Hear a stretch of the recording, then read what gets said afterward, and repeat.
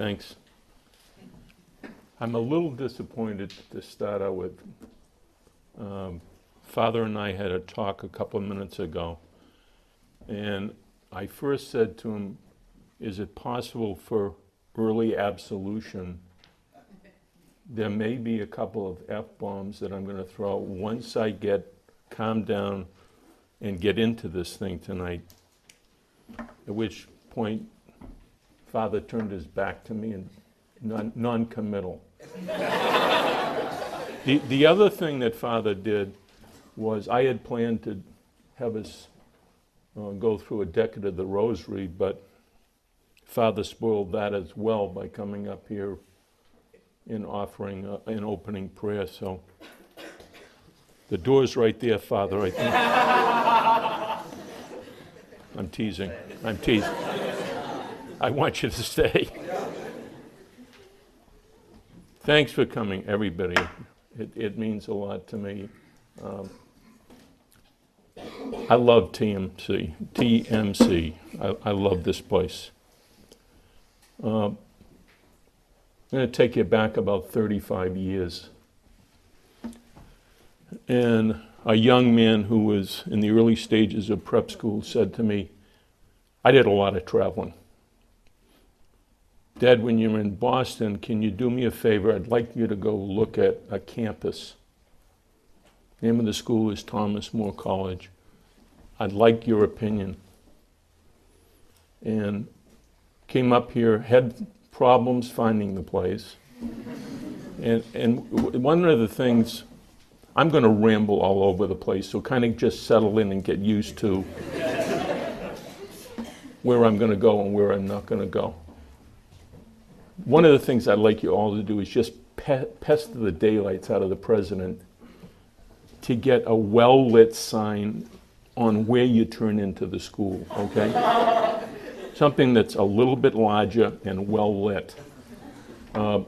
Somebody here tonight saw me trying to get into the exit earlier. So I'm the guy that was in the small white car. It was me that kept going. So to get back to what I was saying, I was as I told Will, I said, I love the place. It's beautiful. 35 years ago.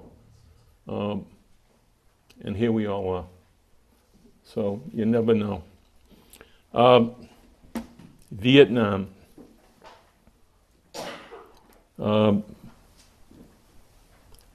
Tomorrow's a big day for every Marine. The president didn't mention this. 242 years, birthday of the Marine Corps tomorrow. It's always the day before Veterans Day. Used to be called Armistice Day. But tomorrow's a big day for a lot of people. A lot of families especially. Marine Corps across the world puts on a ball, and it's a formal setting. You dress up in attire, enlisted to the Commandant of the Marine Corps. It's a big deal.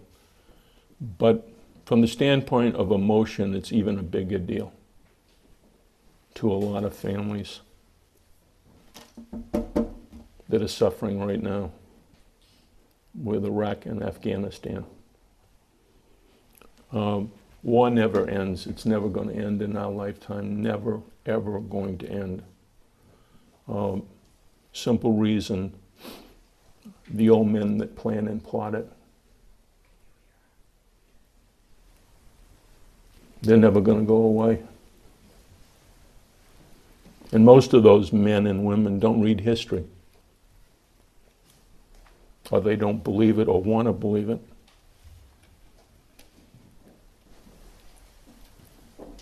Did you understand what I just said? They don't read history, and if they do, they don't understand it. And more importantly, they don't want to understand it. It's the greatest cottage industry in the world. War. The profit margins are staggering. Except for one. Death.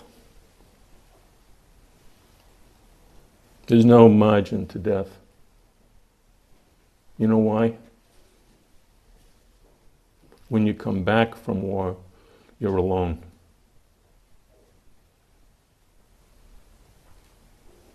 Scars last forever. I'm fortunate because I came back to Cass, stand up.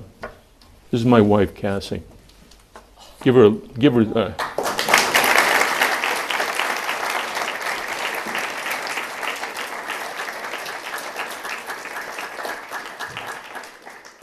52 years.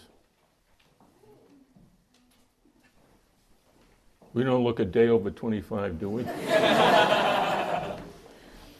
But that's the reason. I came home, I've never had, thank you God, I've never had a moment that literally thousands of men and women have had. I never had any problems. PTSD, I never had any issues. But I can tell you, I have literally walked the corridors with visitations in hundreds of VA hospitals. There was a great editorial in the Telegraph, your local paper, yesterday, by, I think the woman's name was Camilla something Debs or something or other. Look in the paper yesterday, and she's talking about Veterans Day and what we can all do. One of the things that you can do as students, just keep this in the back of your minds, it's open for discussion. You want to go and visit the administrators at the VA hospitals or facilities and just ask them permission of what can we do around the holiday time for the men and women that are here seeking treatment, permanently residents of these hospitals. I can tell you no one visits them but their immediate families. No one. Politicians talk the big game. We're going to do this. The next appointee, they're rife with scandals, as you all know. They do nothing for these men and women. So I make a pitch to all of you. Just consider that. Class project, something that you can do.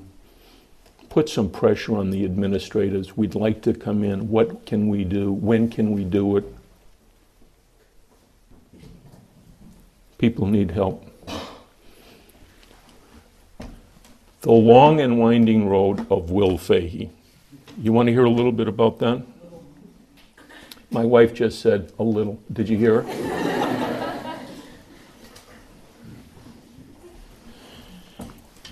Back when Catholic colleges were Catholic colleges and you didn't have the nonsense that we have on these campuses now, when I was at Providence, it was all male up until the year after I left, and then it became the beginning of co-ed for the night classes. And the other thing that upset me was it was tie and coat in my day, up until a year after literally I left, which upset me because my grandmother had purchased a brown Harris tweed jacket. And I was so offended by having to wear that every single day that I wore it every single day. I never changed jackets for 4 years at Providence. When I was at Providence, and this is leading into how I got to Vietnam. When I was at Providence, there was something in those days called social probation. Do any of you know what that is? Social probation was for bad behavior against the morals and dictate of the Catholic Church.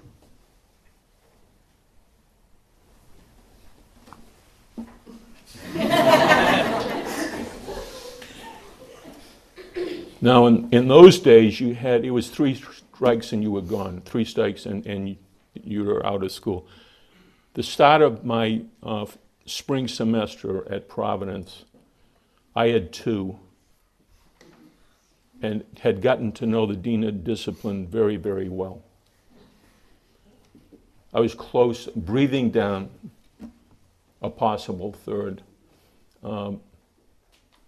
And as my son said, I took a kind of detour from high school to prep school because of my lack of attention in the classroom and insubordination to teachers.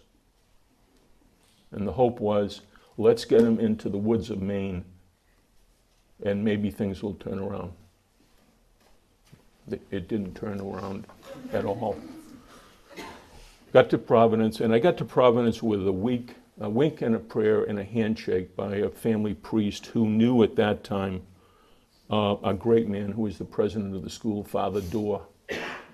And I was upsetting a lot of people, long story short. It was a January day, it had really gotten sleet into it, 20th of January, I can remember specifically, in '65.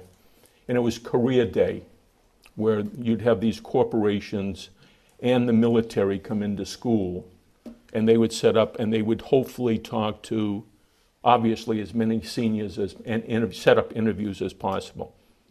Same thing with the military. And terrible day outside. No one was going to classes. And I walked over to the student union because I literally could not exist, even in those days, without Coke, as you can tell with my voice starting to fade, and fried egg sandwiches. I love fried egg sandwiches. It's loaded with protein, and I used to have a minimum of 3 during the 25-minute break between classes. So I went over there. If I'm bothering you on the camera thing, just tell me, okay? So I was over there, and it was terrible outside. And the only person that was setting up in the union hall for the corporations and the company was the Marine Corps. I'm not making this up. And I could see this poor captain that was fumbling around with the stuff that he had brought to set up on easels and so forth and so on. And I was just, the dark humor that I have, I was in hysterics watching him do this because I knew how miserable the son of a bitch was trying to set this stuff up. So I went over and I said, can I help you at all? I would really appreciate it. So I started talking to him, this, that, and the other thing. And have you ever considered, you know how the conversations go, have you ever considered, when you hear that, you need to run. Have you ever considered? I didn't run, okay? I was enthralled. So a lot of handouts and this and that. I'll get back in touch and, you know, we'll get you down for an early physical. This is something I think will be right up your alley, what you're looking for. And I said to myself, it sounds really, really good, but right up my alley? I don't know. 4 days later, a little bit more than 4 days, about 10 days later, I was in charge of the Newman speakers at that time, and we'd have people come in to speak. And at that time in February, early February, we had Fulton Sheen come in. And I was the one to pick him up at the train station. He loved traveling from New York City by train, early morning trains. No one would recognize him. So I pick up Sheen. We go back, have lunch with him in the president's office. We get to talking. Sheen and I are talking. And like everybody else at that time in my life, Tuesday nights, he was the watch. He destroyed Sinatra when Sinatra tried to go against him. Destroyed Milton Berle. I mean, he dominated Tuesday night. So I was a Sheen guy. I mean, I loved him. I loved his theatrics as much as God talking to me. And that's what it was with Sheen, as you all know. So we said, well, what are you going to do with your life, Will? Have you thought about it? It sounds like you're not sure of yourself and this, that, and everything. And I told him, I said, I'm really interested in going in the Marine Corps. I need it at this point. And he said, almost without hesitation, he looked at me and he said, the quest. You want the quest, don't you?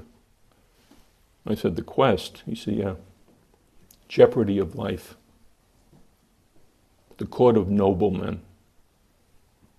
That's what you're really after, isn't it? I had never, it was like God speaking to me, literally. And I knew that's exactly what I wanted. At that point in my life, of course. That's exactly what I wanted. Jeopardy of life. Jump ahead, 18 months roughly. I'm at boot camp, ready to go, officer candidate school, 10 weeks, then 21 weeks at the basic school, finishing school for second lieutenants, artillery school, Fort Sill. I'm ready, coach. Send me in.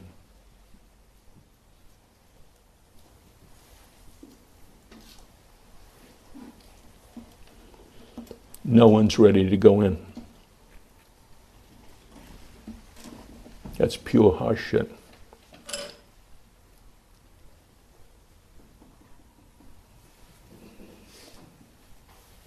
Pure harsh shit.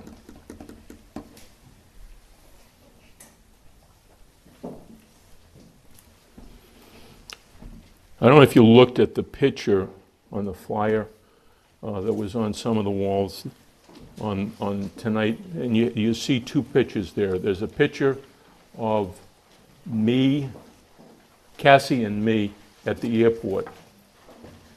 And in that picture, it's kind of the dichotomy of that picture. We're underneath the sign that says incoming passengers or something to that effect.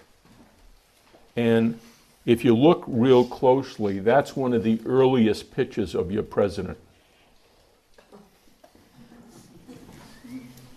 You know the picture I'm talking about? Okay?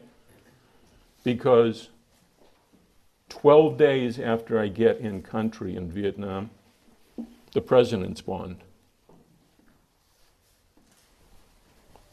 My father had begged Senator Muskie and Senator Margaret Chase Smith, can we have a 30-day appointment? He would like to be here. His wife is about ready. No. There were no deferments in those days. Well, there were to some people that had bone spurs, and you know who I'm talking about.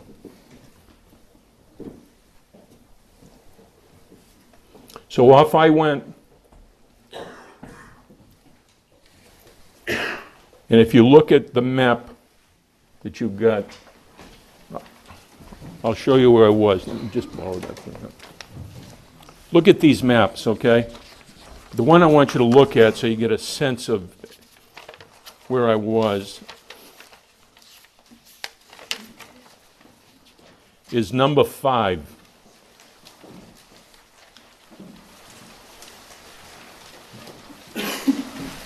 If you look at that map, you will see on the map the first place that I went to, which is Quang Tri. You'll see Route 1 on the right-hand side, lower portion of the map, and you'll see Quang Tri.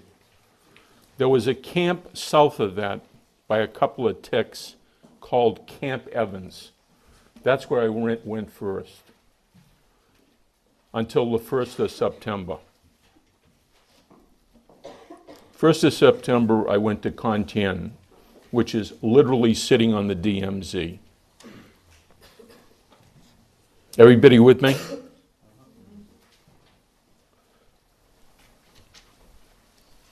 Contan was one of the most hellacious places to this day that I've ever experienced in my life. Horrific. First time I was wounded was on the 21st of September, literally 3 weeks after we get there. 14th of October, I get wounded again and get medevaced. First to Dong Ha, which is 3rd Division headquarters, and they start working on me there, pulling shrapnel out of my face and the top of my head and trying to figure out how bad is his concussion. He can't hear. Then they helicopter me out to one of the hospital ships called the Repose. I'm on the Repose, no luck at all. Basically, the concussion was much like football players today. I couldn't walk. I had lost my balance. It's one of the things today that's what they call the protocol for football players. It's not just their inability to speak coherently, is they literally can't walk, okay, on command or on angles especially. Then they send me to the Naval Hospital in Subic Bay, the Philippines. Basically, what I'm telling you is I spent the next 7, almost 8 weeks, Subic Bay, the Philippines. It wasn't just me, it was literally dozens of men, to the point where the entire battalion was hit so badly in Concan that it was all shipped, by ship, into Subic Bay for the purpose of realignment. And we were absolved into what's called a battalion landing team, BLT. Literally, BLT. And that was one of the real faults of what happened in Vietnam under Johnson. There was no unit integrity because of these kinds of circumstances of carnage. All of the unit integrity was so, they were taking bits of pieces and molding it into a unit. Unlike portions of the Korean War and all of World War II, where the unit literally went everywhere together. They didn't leave the states without a full allotment of personnel that they needed, whether it was an infantry company, a squadron, whatever the case may, battery of artillery. They all went as a unit together. Didn't happen. When we all came back, it was roughly 10 days before Tet. And because I had been wounded a couple of times, and the second time kind of rocking my bell, everybody said, well, why don't, Will, they're going to offer you to go into and become the executive officer of the battery. For God's sakes, take it. Go back into the battery so you're not in the bush and doing stuff. And I said no, because the battery commander was a real anus sphincter. I mean, on a very large scale. And I knew it was going to happen. I was going to get a second insubordination. And that would have been real trouble. I'd have been sent back to the States, and I didn't want that to happen. So what I did is I opted to take Naval Forward Air Controller, which meant I was in, those of you who were in the Air Corps know what we called in the Marine Corps an O-1 Charlie plane. It was a baby Seth, or as today we'd call, which gets to about a height of 750 to 1,500, where small arms fire can bring you down. But for me, that was a better existence than the individual that I would have to have been at very close quarters with. That lasted about 2 months, where I was directing, for the most part, protection under Tet to caisson and in and around the DMZ, which you'll see on your maps. 16-inch naval guns. And if you know how to read a map, and thank God I knew how to read a map very, very well, which is one of the reasons I went into becoming an artillery officer, you can literally call in fire from a 16-inch naval gun into the back pocket of a person, if you know where you are on a map and know how to read a map. You can call it that. That's how accurate the naval gunships were. 2 months later, as I started to say, there was an individual that came to Vietnam as the provost, who was about ready to take over the 3rd Marine Division of what I was a part of. But he was going back and forth between Hawaii and Vietnam, hadn't taken over the full command. His name was Ray Davis, one of the greatest men I've ever met in my life. Medal of Honor winner in Korea, just a great person. When I met him, it was during trying to get the troops out of Quezon, protecting Route 9, which you'll also see on the map. And he wanted to know, how did I feel about this? And I said, look, one of the things that I've heard you say to us is that we need to go in with fire support bases on some of these hills rather than trying to do it moving the battery around and calling in. We can't reach Quezon from the naval ships. We could only go like 20 miles off of the 16-inch guns. He supported that idea. And it wasn't my idea, it was basically his.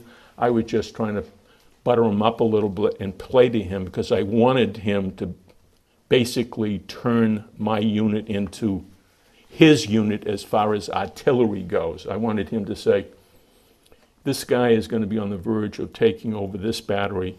I want him to be the one that I can move into, and you'll see it on here, the hilltops. You'll see him 881 South and so forth and so on.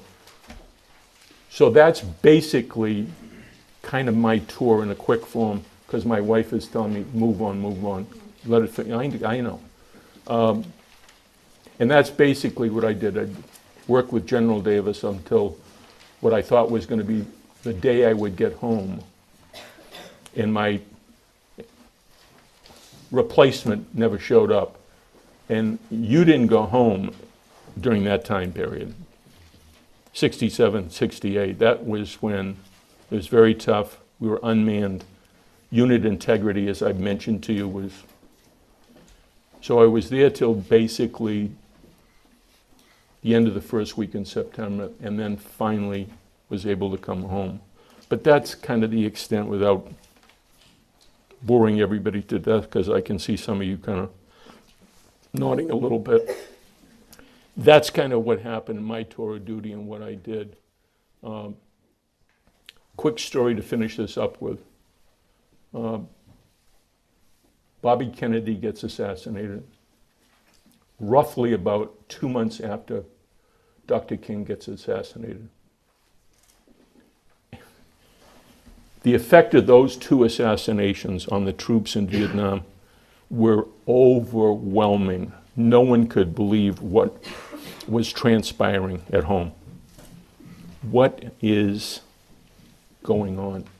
Doesn't anyone care about us? Because Johnson obviously played the sympathy card. Bobby is assassinated. You've got Eugene McCarthy. Nixon makes the comeback. No one believes, no servicemen at that point in time were believing in politics and for the good of the country or this, that, and the other thing. And you have these 2 assassinations. Everybody literally terribly depressed. What the F is going on? I'm coming home. Vietnam, the Marines go to Okinawa for 4 days of debriefing, physical. The day I left, in that picture that you all have, I weighed roughly about 190, and I could literally break wood. Very healthy. When they started my physical at Camp Hansen in Okinawa, I weighed 119 pounds. And I had amoebic dysentery. Amoebic dysentery is total dehydration. Total dehydration. Couldn't hold food down, just miserable. I mean, I swallow hard just to think about it. I wasn't the only one. There were hundreds of guys. And part of the reason beyond amoebic dysentery was I hated C rations. I hated them. I'm one of those people that loves to eat out. I mean, I love to eat out. I was eating out, but the food was just, if it wasn't for peanut butter, pecan cakes, spaghetti and meatballs, and the fact that Cassie would send me boxes of Dinty Moore. Dinty Moore beef stew was gigantically popular back then, okay, when dinosaurs walked the earth, okay? And most of my men would scavenge, Lieutenant Fahey, can we have a can of this, that, and of course you can. I hated ham and lima beans. It was just horrific, okay? There's an old saying, and I'm going to finish this up. There's an old saying that you'll eat anything when you're starving. You'll eat anything if you're starving. That's bullshit.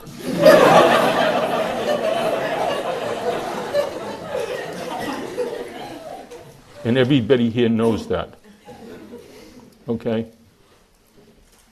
But the flip side of that coin is when you're thirsty, you'll drink anything. And believe me, that is the truth. Thirst does unbelievable things. You will drink anything.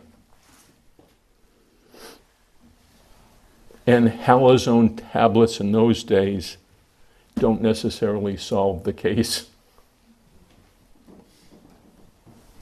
You got as much protection putting Kool-Aid mix in your canteen for protection than you did with your halazone tablets. I leave Vietnam. We go first to Okinawa. Okinawa, we were then told we're going to be diverted to Cold Bay, Alaska. We have to pick up 5 bodies that were involved in a bust for drugs in Da Nang. Got to bring them back. FBI is there. They're going to accompany the bodies. Okay. Pick up, God rest their soul, we pick up these 5 bodies. And then we held from there for about 4 hours Flight El Toro, which was the landing site in San Diego where the Marines fly back into. From there were about 5 of us that jump in a cab for LAX, which at that point in time with the interstates was anywhere from an hour and 45 minutes to 2.5 hours, depending on traffic, what you would run into.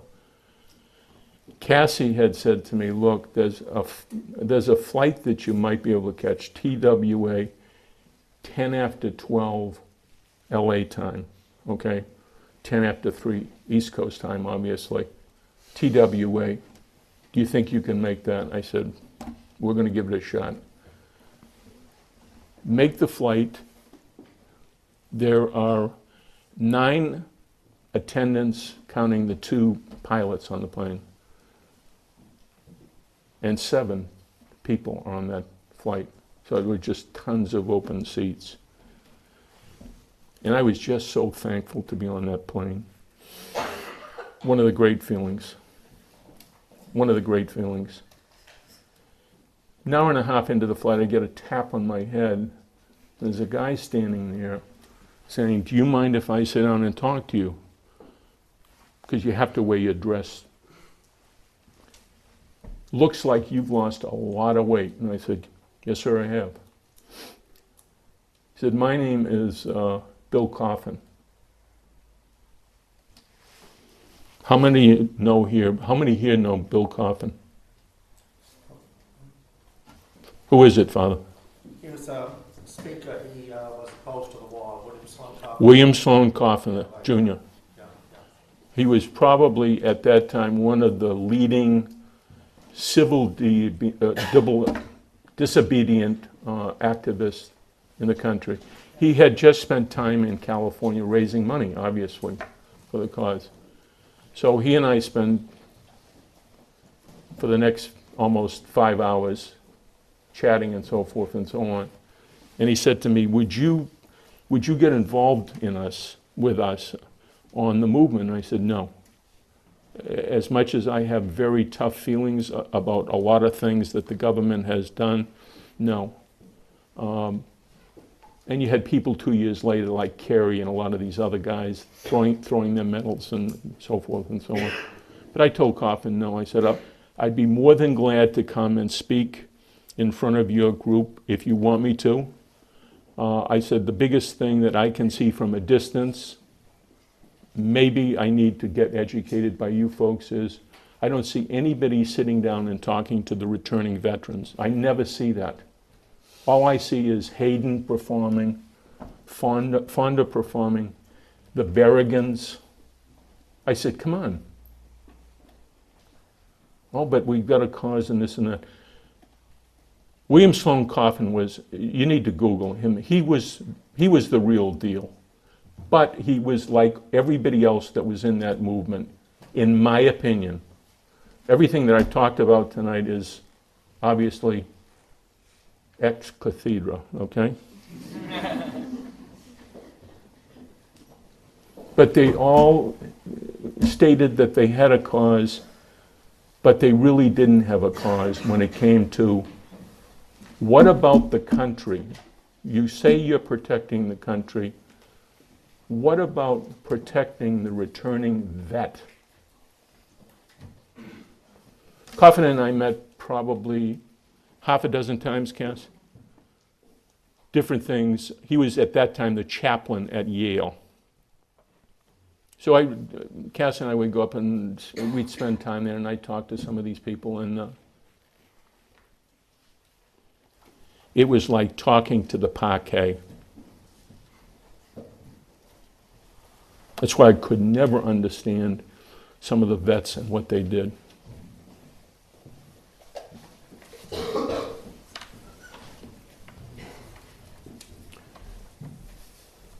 That's my story, and I'm going to stick to it. Thank you.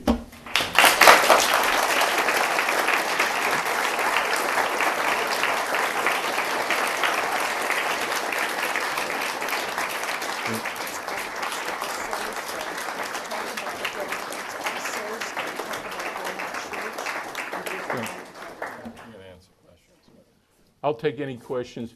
Cassie just mentioned something about who was with me during the entire time, including Subic Bay. We were both medevac together. Was a Father Jim Brett. He was a diocesan priest from Cleveland. He wasn't, a Maryknoll or a Jesuit or a Dominican, an order priest. He was a diocesan priest. He was attached to us. He was our chaplain. Unlike Father, he gave me absolution. with a wink. Okay? He was just a great guy. He and I were medevaced, Dong Ha, Repose, Subic Bay together. He and I took chunks together. But, and Cass reminded me of this. He would serve mass anywhere, out in the bush, on top of sandbags, in bunkers. Obviously, IT's father, absolution. You don't stand and hear confession in the bush. He was just a great guy. But this is where General Davis came into my life at the right time. When we were getting everybody out of Quezon, they made 2 attempts at the tail end of Tet. One of the attempts was they got into the wire and into one of the command bunkers where Father Brett was. Threw 2 Chi-Coms in there. 3 officers, along with Father Brett, were killed. A great guy. I mean, a great, great guy. And I'm glad Cass mentioned it to him, because he was literally from good, bad, through the whole time, and it was one of the hot tugs for me about Vietnam. I mean, and I'm glad you brought it up, Cass. I'll answer any questions. If I don't like the question, I'm one of those people that say, it's a question for somebody else, I'm not going to answer it. And if you're offended, talk to the president of the school.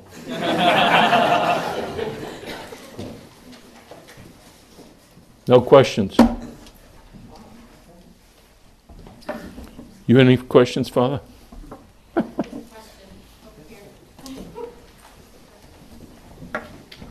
got one. Concerns the Secretaries of State we had from Truman, which was Dean Acheson. John Foster Dulles. Dean Blue Blood Acheson, and then Ike had John Foster Dulles, and then we had Dean Rusk. No? Dean Rusk under Kennedy. Yeah. Those 3 Secretaries of State, according to Manchester, American Caesar, book on MacArthur, he claims that all of those Secretaries of State had a view of limited war from Truman on. And MacArthur, all 3 of those, he begged them to stay out of mainland Asia. He said you needed your head examined to be over there. That's right. Kennedy consults MacArthur twice when he's president on this.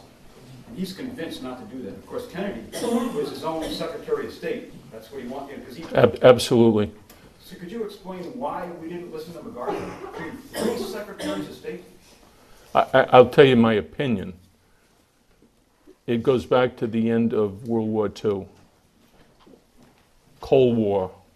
August of '49, Russia gets the bomb.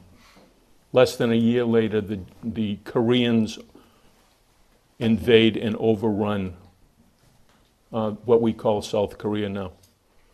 First limited war that we really fight is Korea.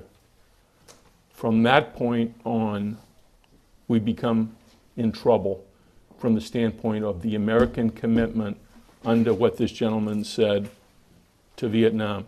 And what we did is the fear was so bad that Russia was going to basically take over Europe, that we supported and paid for 95% almost total, the French involvement until the Geneva Conference in '54, which we never signed but attended. And from that point on, after Dien Bien Phu was lost to North Vietnam, and the French came out, we were advisors, and then we were in there with ground troops. One thing that I would bring up in regard to that I think had a big influence on all of the presidents, Truman, Eisenhower especially, Joe McCarthy. He absolutely petrified everybody. Joe McCarthy was the junior senator from Wisconsin who made the statement in June of 1950, I have in my pocket, this is in Wheeling, West Virginia, the names of 205 communists in the State Department.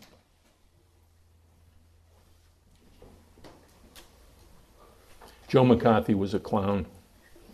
Read about Joe McCarthy. The other thing I would say, to your point on the Secretaries of State, there is a wonderful book that should be mandatory reading for every school that has this type of class, and it's called The Brothers, and it's about the Dulleses, John Foster Dulles and Allen Dulles, and it covers this period of time and a little bit before World War II, and the influence especially that they had on presidents, and the fact that we've got to take care of Europe.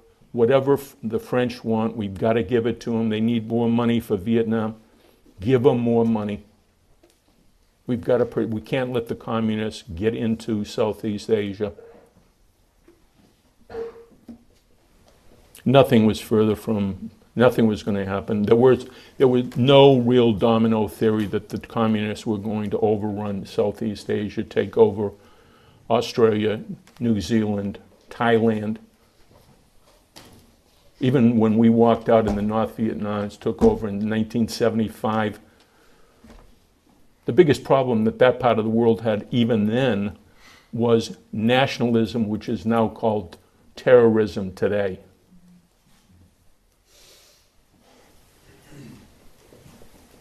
Any other questions? Yep. You had your chance, Father. Calm down. What do you believe the American military learned from Vietnam? Absolutely nothing. I'm not trying to be snippet with you. Think about it. Think about Iraq and Afghanistan. Think about it. It's a limited war. The only difference is it's a little bit easier and more comprehensive because we were fired at. They knocked down the Twin Towers. There was a reason, in a sense, to fight it, okay? But 16, 17 years there, there's no government in Afghanistan. Zero. There is nobody that's more military and pro. We've got to protect the shores, and we've got to do it with all of the might possible. The problem with what did we learn? We learned nothing. We learned, oh, that's a good idea. Let's pretend that we're going to be a presence, but not with full force and energy. We didn't do it in Vietnam either. Listen, don't get me wrong. Other than Cassie, my 3 boys, and my 8 grandchildren, which are the greatest experiences of my life, the Marine Corps. I want you all to go to Mass tomorrow. Marine Corps birthday tomorrow. I expect everybody seeing Father, Holy Communion, General Absolution, Father, tonight. You had a question before I... Yeah, I so remember the era that you're talking about, and you mentioned about 1968. A few months after the assassinations, you probably remember the Democratic Convention. Boy, how did this affect the morale of the people who were over there? I mean, so much division in the country at the time. Terrible. Yeah. Yeah, That's why I said to Coffin, why can't I go in and talk to you and Hayden and Bobby Seale, Black Panther, Huey Newton? Why won't you let me go in and talk to these people and just have them listen to what I have to say? Let me just talk to them and give my side of the story. Well, you know, Tom and Jane have gone to Hanoi. They have a pretty good sense of what's going on. You know, well, that's all pre-scripted. Where they take them, when they take them. Well, they got a chance to see the POWs. Yeah, under threat of life if the POW, even winked at them the wrong way. I mean, that's what I was up against. And I was small potatoes, okay? But that was the mentality that these glorified, we're doing this because we love America. The carnage has got to stop. We're the ones that's going to stop it.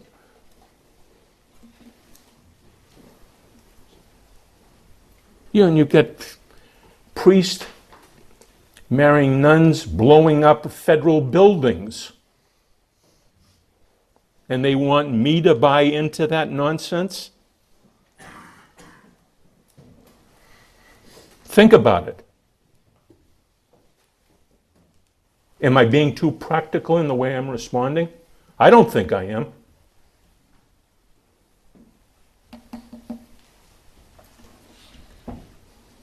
What did you think of the PBS, of the Ken Burns documentary? Do you think it was a fair, accurate rendition? Because we're so visual now with film and archives. I would say, you heard and saw this, right? This is known as a if it falls dull in the question, this is, what I would say about that is, I thought it was very well done. I think Burns is good. Burns is, a little bit on left of center for me, but what he's done for the country, the history that he's brought to just entertain and read, fantastic. The two things that I pulled away from that, one was, I was very glad to hear him and the people associated with that show put the assassination of the Diem brothers, who were the president and his brother, who was the head of the police, okay, in November, 3 weeks before JFK got killed. Diem and his brother were killed.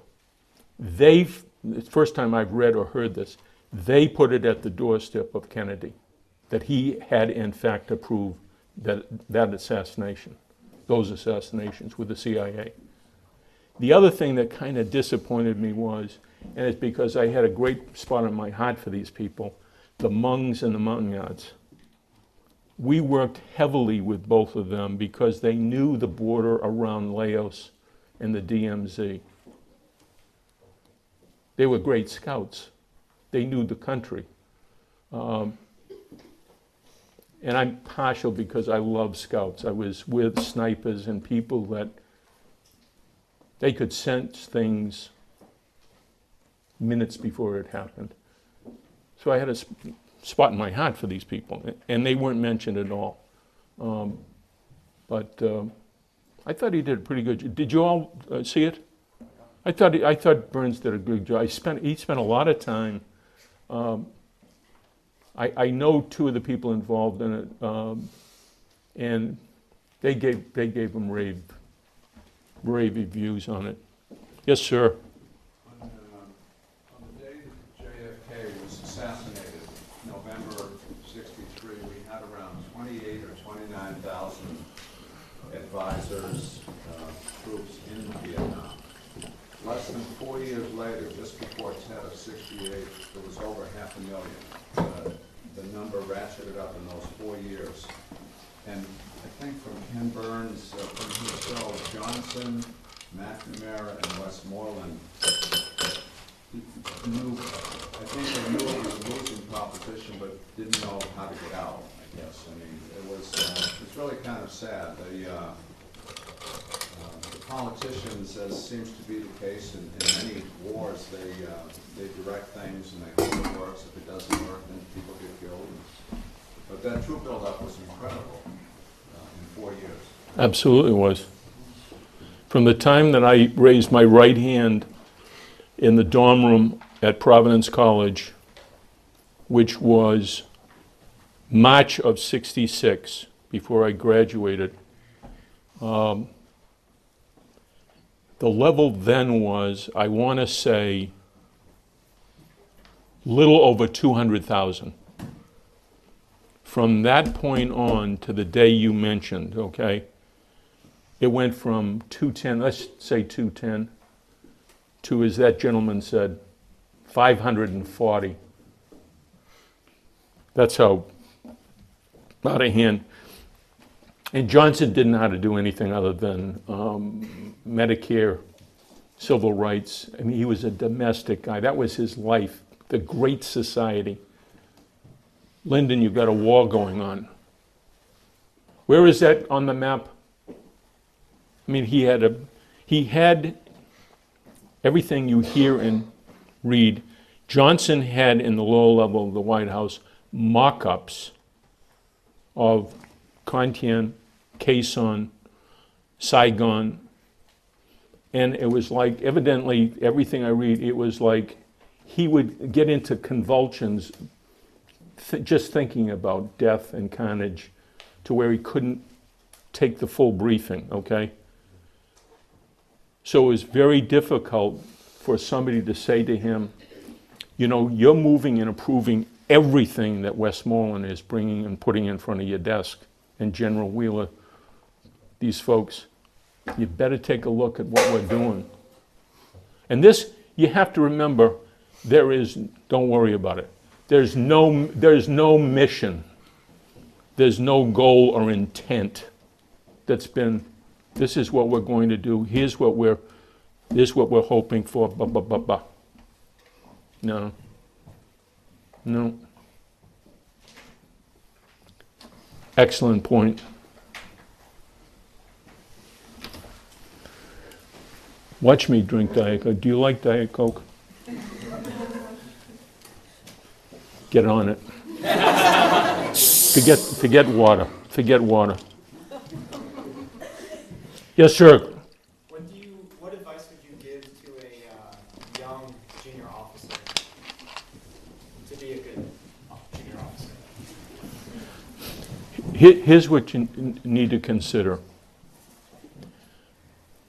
You need to go into a VA hospital and you need to talk to the most severely wounded person that's there. That the administrators and the doctors say, she would love you coming in, spending time with. You need to get a relationship with that person, spend some time with them, talking to them. They'll know somebody else in the hospital or somebody who's just been released. Talk to about a half a dozen of these people. It'll be great for them, number one, as I said earlier. You'll get a sense. If they're an officer, they'll tell you the right and wrong, what they feel about it. If they're an enlisted person, did you like the officer who was in your command? Why? What did he do to piss you off? No, I'm being serious with you. The recruiters are going to, let's go. But you need to get the other side of the coin. You need to hear. There's always a flip side to every coin. That's what I would tell you, and that's what I tell people all the time when I go around, whether it's at a university or last Friday I talked at McConnell Air Force Base in Wichita to retirees and guys that have just come back that are in rough shape, really rough shape.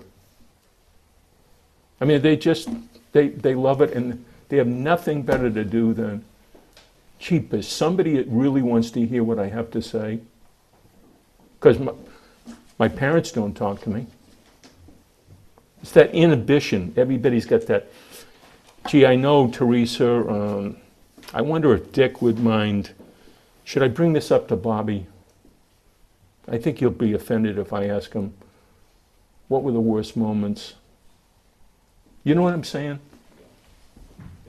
No one does that. So you've got to be a little bit obnoxious like I am. Just not where you're finger pointing, well, I'd like to see this individual. Why can't I? No. Some administrator is going to say, jeepers, that would be great. They'd love to talk to you. And do it under the guise of, I'm working on a project, I had this former Marine captain, he spoke, he suggested this, I'm going to take it to the next level, here's my project. And you kind of, this is what you need to listen to. Between the ears, it plays tricks on you, on all of you. It plays tricks on you. The other thing, those of you who are going to go into the military, this is what brings you home.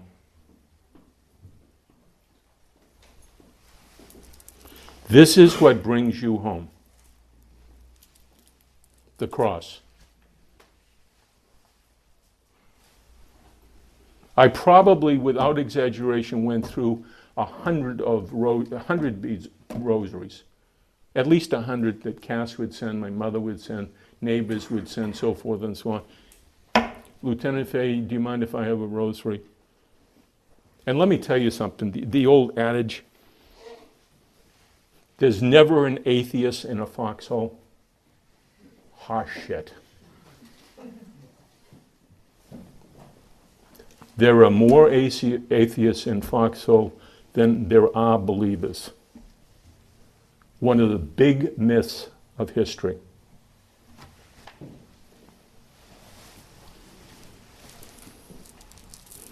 Until they see this.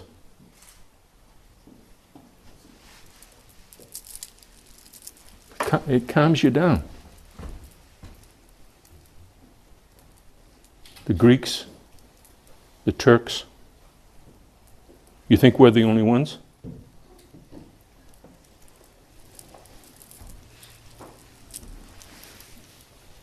should carry a rosary all the time.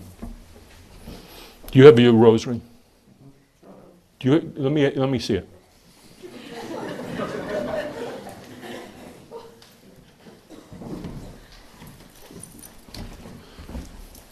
See what I'm saying?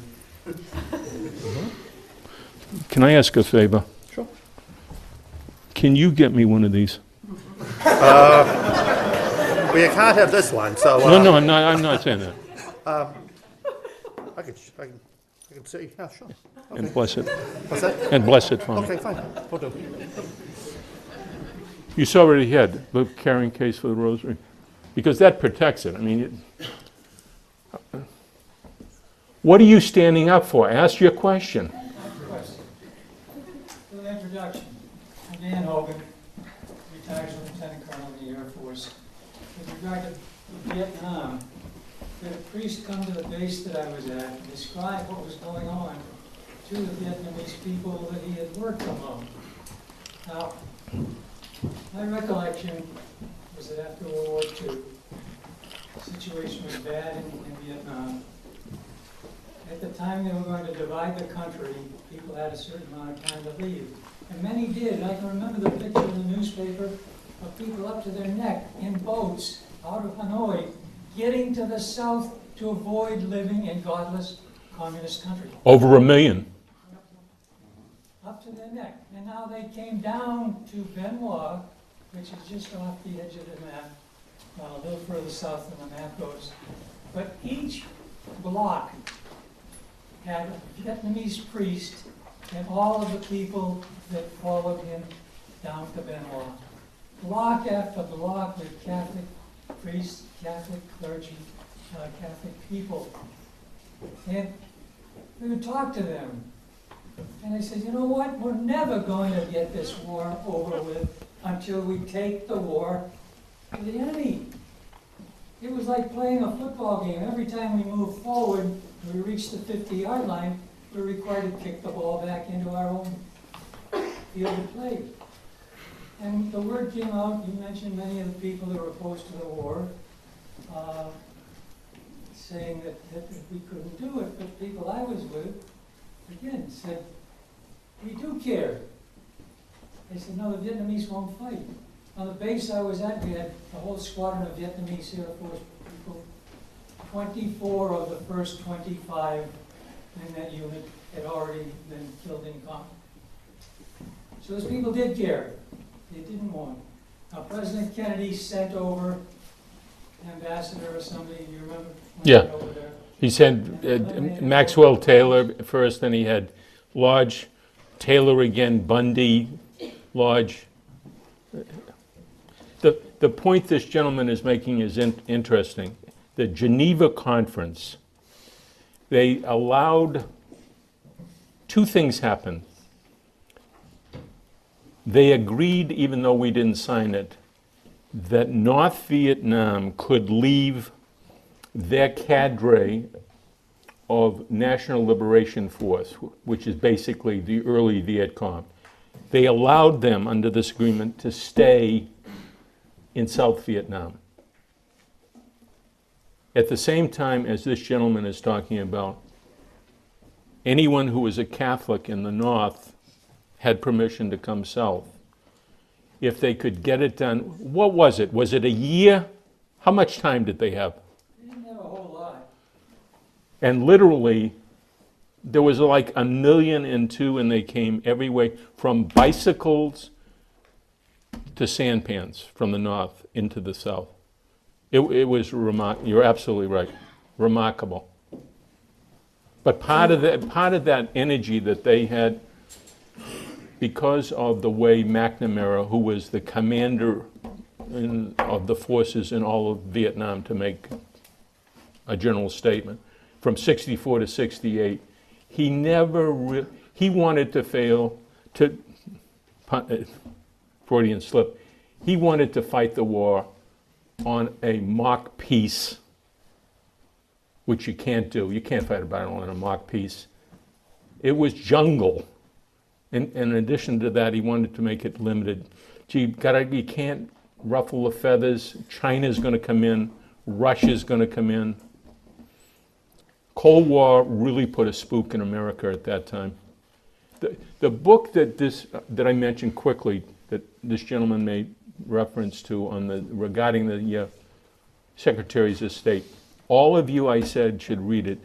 My memory clicked into place finally. It's called The Brothers by Stephen Kinzer. Kinzer. I think I'm right on that. Kinzer. Fantastic book. Kinzer's a great writer. He's also a great, I think he's down at Brown as a resident fellow. But get that book on. Colonel, anything else? Well, that's, we could go on for hours. Well, you outrank me, so I'm going to. Anything else you got? Just that, I talked to Tom the other day, and I said, up to 282 combat missions. A third of those missions were into the swamps south of Saigon. I always had one wingman, sometimes two, sometimes three wingmen. And we had all the munitions, the bombs, the napalm, everything else. And if you say, all right, well, if a 30 or 282 combat missions were down there, you always had your aircraft with you. Let's take and add up and say, okay, 282 combat missions into the swamp south of Saigon, and what did you get credit for bombing? 2 sampans and a hooch. That's 2 canoes and a grass hut. And we poured all of that effort into that without knowing what the hell it was going to take to win the war. And as the Vietnamese said, we're never going to get this thing over with till we go north, because that's where the trouble's coming from. In the South, we had totally neutralized the communists in the South. And instead of letting it go there, we spent a year arguing about the shape of the table. And the Vietnamese said, oh, we don't have anybody, there are no troops in the South. And then when the day broke, and they came in here. Another point is, Democratic president in all of these wars leading up, World War I, World War II, Vietnam, Korea, and so forth, Democrat in there. Yet, it's always the same story. Okay, wrong war, wrong place, wrong time. No more munitions to the South Vietnamese after the 1st of July in that last year. They held out till May Day, under those conditions, overrun by the troops from the north that weren't even supposed to be there. It was crazy. The whole thing was crazy. You're crazy. I'm crazy. Me too. You're all falling asleep. Come on, get with it. My name is Annette Lamontagne. I grew up with two great uncles, a neighbor, and a man who was pretty much my uncle, who had all fought in Vietnam. And I can still remember my biggest complaint from my Uncle Bernie, God rest his soul, and Uncle Glenn, that as they came home, they said their problem with presidents now are that they have no military experience, especially with Obama, and now Tom Lockhart, who's still alive, says Trump with a lack of military experience. Do you feel that our president should have military experience to be able to run our country? I think everybody that is born in America and those that come here should do a minimum of 2 years national service of some sort, whether it's cleaning waste pans in the VA to fighting in Iraq or Afghanistan. I really believe that. Everybody doesn't have to traipse off to war to serve this country, but I think everybody, to get a sense of what the country is about. Let me put it this way. No one understands civics. Look at our current president. He doesn't even understand the executive, legislative, and judicial. He doesn't understand how that works. And he got 307 electoral college votes. How is that possible? I ask myself that every single day. And I'm a registered Republican and have been all my life. This past election in Kansas, if you took the written ballot, you didn't have to fill in the presidential section. The electoral, you couldn't do that. I took the hand ballot. I ask myself every single day, here is the chief executive of this country, and he doesn't understand how the three branches work. You guys, you need to be really pounding away at that. I'm banking on you guys. I happen to love the millennials. I love them. I wish I was a millennial. No. And all of you can tell that. I know you can. I'd still marry you.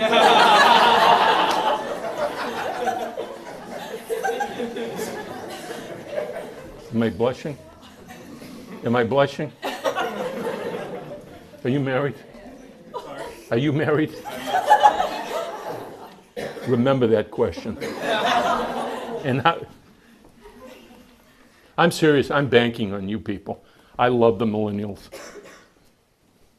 I love you guys. I love what your aspect of life is. And more than anything else, I'm going to need you. I'm battling cancer, okay? I would love to think that one of you sitting here has the cure for me.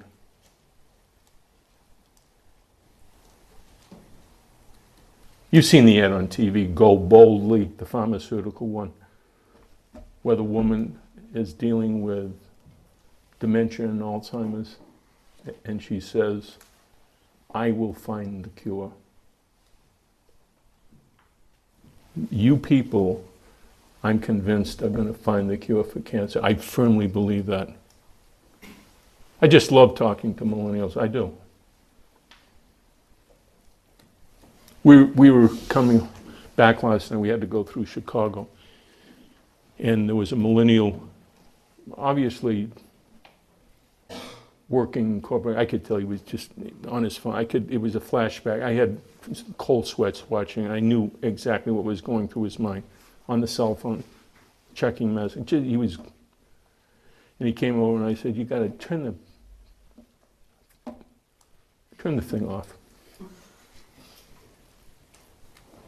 And he said to me, I need to do that, don't I? And so we talked about 5 minutes. And then he said, this is why I love millennials. He said, would you watch my baggage? I've got to go down and get something to eat. And he said, just to prove to you that I've turned it off, I'm going to give you my cell phone. Would you mind? Are you going to be here long enough? That's the way the millennials are all the time. I think it's because they look at me and they say, you know, that poor son of a bitch needs some conversation in his life. And I don't know that he understands everything that we're trying to do or what we're about. I think I do. But this is the great generation right here. Right here. People say, well, how can you say that? They're all the time. They're on their Kindle. They're talking on the phone. How can you possibly... We've heard you condemn that. It drives you... Cassie will tell me all the time, stop tooting your horn. Let them get in front of you. You did the same thing 3.5 years. That's you.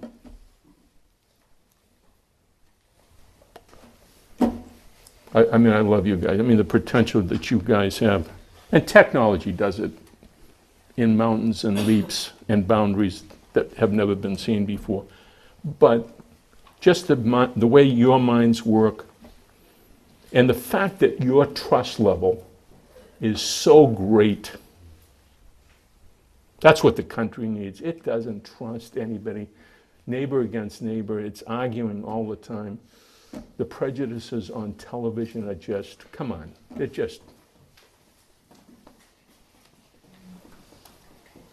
I mean, think about it.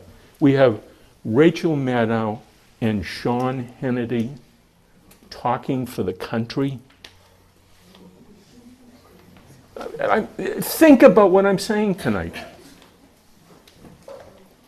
This is what is called in clinical circles insanity. No. But this is troublesome. This is troublesome.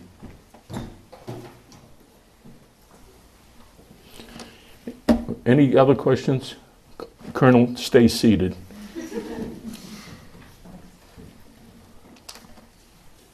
Have me back, will you?